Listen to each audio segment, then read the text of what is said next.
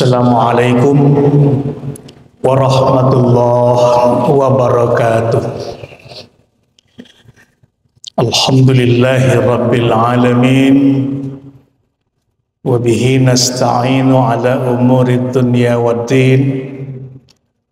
Wassalatu wassalamu ala sayyidina Muhammadin wa ala alihi wa sahbihi ajma'in, amma ba'du. Bapak-bapak dan ibu-ibu jemaah salat zuhur rahimakumullah. Mari terus kita meningkatkan kualitas dan kuantitas ibadah kita kepadanya. Baik itu dalam bentuk ibadah fi'liyah, ibadah qauli, ataupun ibadah-ibadah yang kita lakukan melalui amwali. Salah satu upaya kita meningkatkan kualitas ibadah adalah dengan maksimal menjaga ketat agar setiap ibadah yang kita lakukan itu tidak sia-sia. Tidak ada yang bernilai zong. Tidak ada yang kena virus.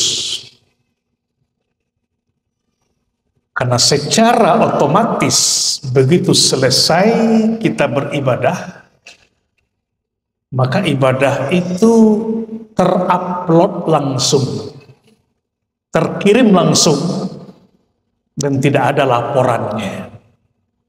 Mardud, masmu' ataupun makbul. Wallahu a'lam. Berselawat untuk habibina wa syafi'ina wa maulana Muhammad sallallahu alaihi wasallam, yang terus kita belajar seperti apa kita mempelajari sunnah-sunnah beliau itu. Kita sering membaca hadis, mendengar setidaknya, taraktu fikum amraini in tamassaktum bihima lan tadillu abada, kitab Allah wa sunnatar rasul. Ini sudah terbiasa kita dengar. Dua pusaka, kitab Allah dan Rasul, yang belum kita pahami di pangan Al-Quran hadis itu. Nah, itu dia. Sehingga hidup kita tidak akan tersesat selama-lamanya. Dijadikan seperti apa kitab Allah dan sunnah Rasul itu? Dibaca. Sudah seberapa banyak yang kita baca Al-Quran, hadis, dihafal.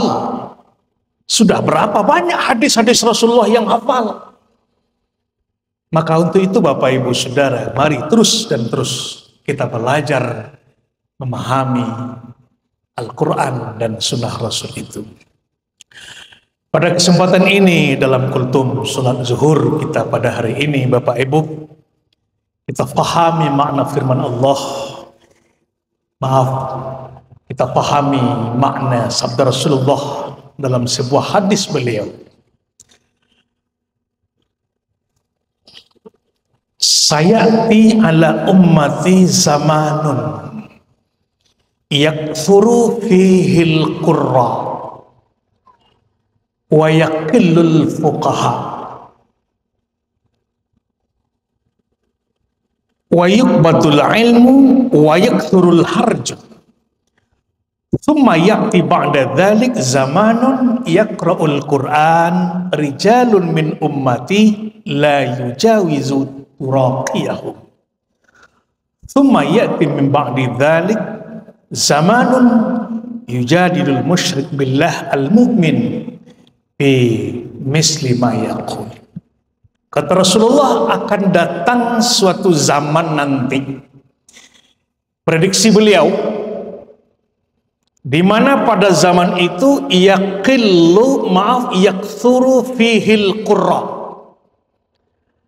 banyak sekali qari'ah, banyak orang yang qari, yang ahlul Quran dalam membacanya, bahkan dari seluruh tingkat. Ada yang tingkat kanak-kanak, anak-anak, sampai ke tingkat lansia. Bahkan prestasi dia membaca Al-Quran itu mulai dari tingkat yang paling rendah sampai ke tingkat dunia atau internasional. Begitu banyak.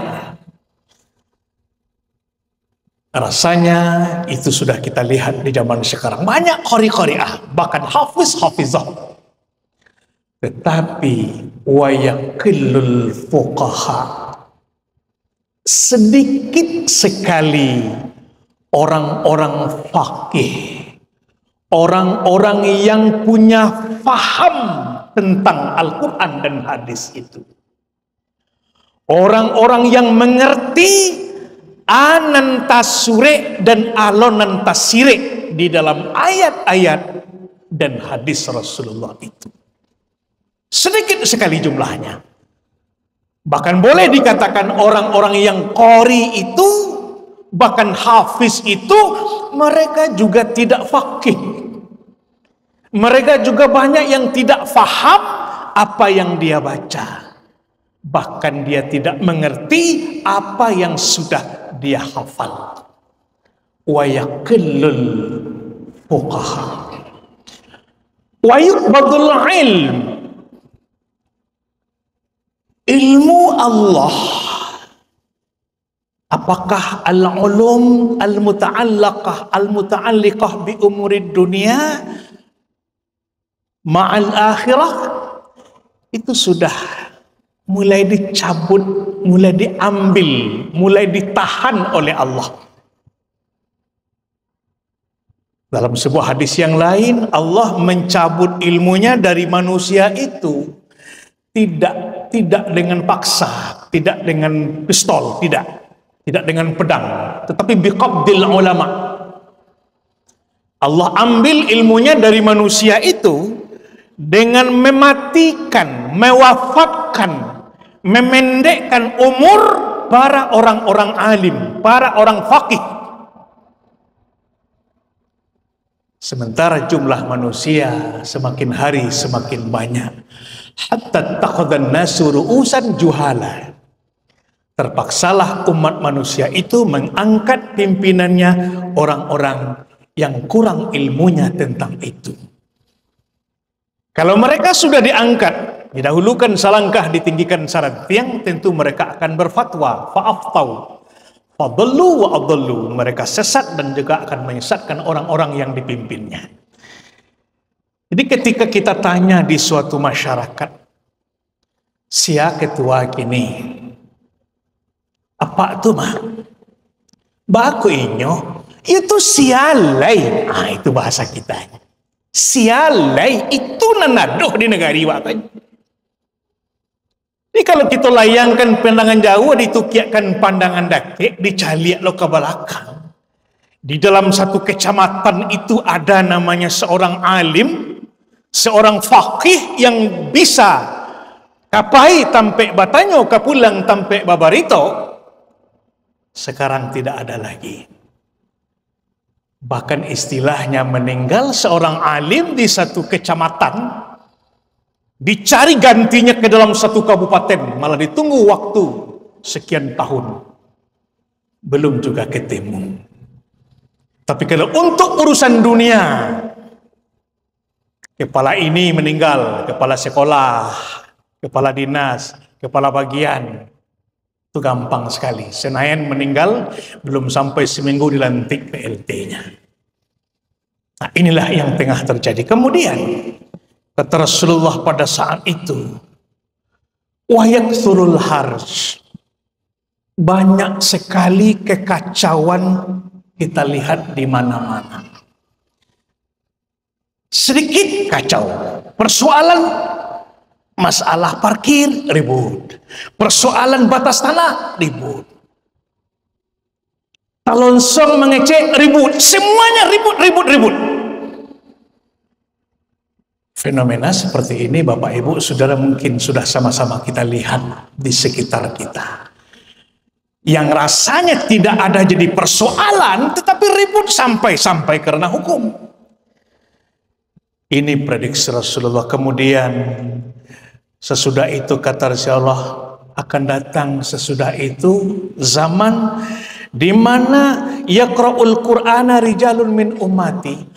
Orang-orang itu hanya membaca Al-Quran untuk waktu-waktu tertentu saja. Ilo do kematian, lihat do acara malam duo ngaji. Saya masih ingat di sebuah kongsi kematian, sering saya di situ. Surat Yasin itu tidak pernah tamat. Karena disebut oleh protokol, marilah kita bacakan surah Yasin ayat 1 sampai 18. Tidak pernah sampai ayat 19. Jadi ayat-ayat Al-Quran itu seolah-olah hanya dibaca untuk waktu-waktu tertentu saja. Kemudian kata Rasulullah akan datang sesudah itu zamanun yujadilul musyrik wal munafik. Orang-orang yang tidak berilmu, orang-orang yang tidak faqih, orang-orang yang tidak paham dengan Al-Quran dan hadis, mereka akan berani membantah, berdebat, berhujjah. Mereka akan melawan orang-orang yang faham dengan Al-Quran dan hadis itu. Hujjah akliyahnya memang masuk akal. Namanya saja hujjah akliyah.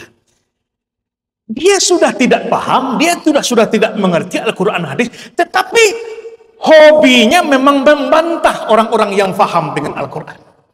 Nah, kalau semakin sedikit orang yang faham dengan Al-Quran, semakin habis jumlahnya, tentu semakin menang mereka. Ini fenomena. Tentu Bapak Ibu Saudara, kalau memang ini sudah kita sama-sama melihat, mari kita sama-samakan mencarikan solusinya, terutama untuk anak-anak dan cucu kita, orang-orang yang di bawah tanggung jawab kita.